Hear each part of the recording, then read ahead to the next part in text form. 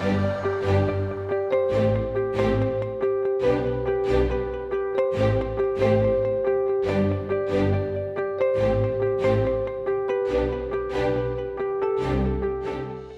semaine pour parler de l'emploi des personnes handicapées, une semaine européenne, une semaine pour déconstruire les préjugés sur emploi et handicap. Mobilisation massive des employeurs privés ou employeurs publics, des conventions, des engagements signés de façon très importante par des grands groupes comme par des petites entreprises.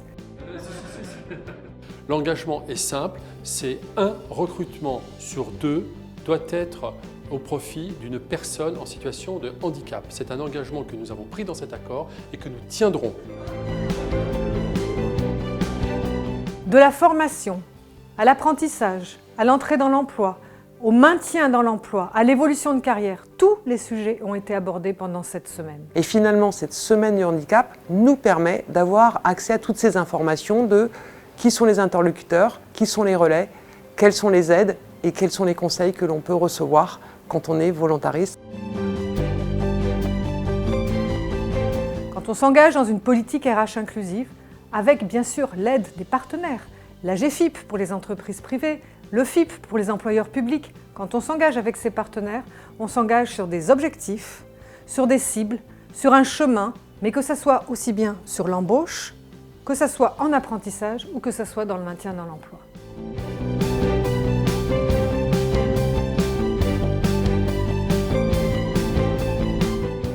Et notre enjeu, c'est à la fois d'inclure les personnes qui vont entrer dans l'entreprise et de faire en sorte de leur donner l'opportunité d'accéder à nos métiers, mais surtout aussi de maintenir en emploi des gens qui peuvent se retrouver en situation de handicap pendant leur carrière. C'est extrêmement dur à trouver le patron qui voudra signer un CDI.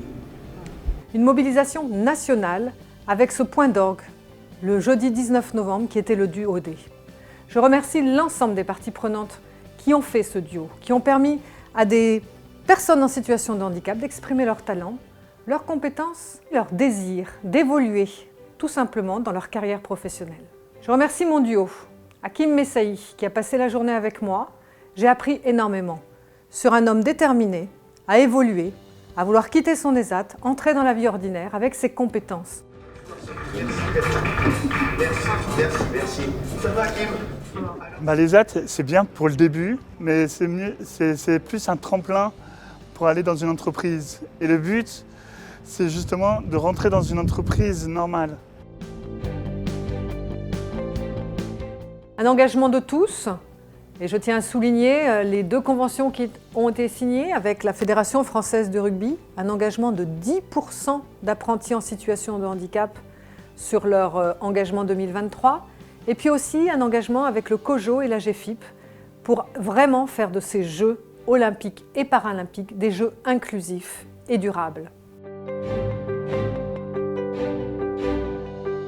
Cette convention AGFIP, elle va nous permettre justement, que ce soit dans le recrutement, que ce soit dans le maintien à l'emploi, que ce soit dans la formation, que ce soit dans la reconversion, de vraiment accompagner les collaborateurs qui vont travailler.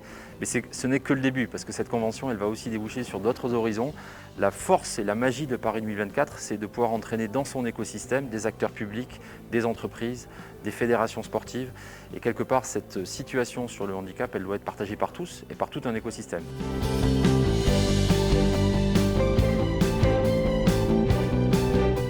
Et puis pour aider les entreprises à mieux trouver des compétences, pour aider les personnes à trouver un emploi, nous avons travaillé aussi avec Elisabeth Borne au rapprochement de Pôle emploi et Cap emploi sur l'ensemble du territoire. Un rapprochement pourquoi ? Plus d'efficacité, plus de simplicité, plus de lisibilité. Une seule porte d'entrée pour les personnes en situation de handicap et une offre de services gratuits pour les employeurs. On se rend compte que bien souvent, c'est par manque d'information que les gens hésitent à employer les personnes en situation de handicap.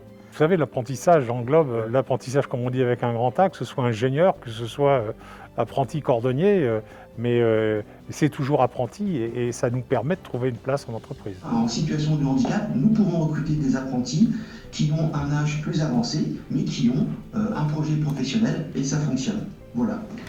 Merci beaucoup de vos témoignages, on sent bien l'investissement de la collectivité. Tous ces engagements vont produire de l'effet. Et le gouvernement sera à côté des employeurs avec un plan de relance inclusif pour soutenir cet effort et leur engagement. Disons-le haut et fort, nul n'est inemployable.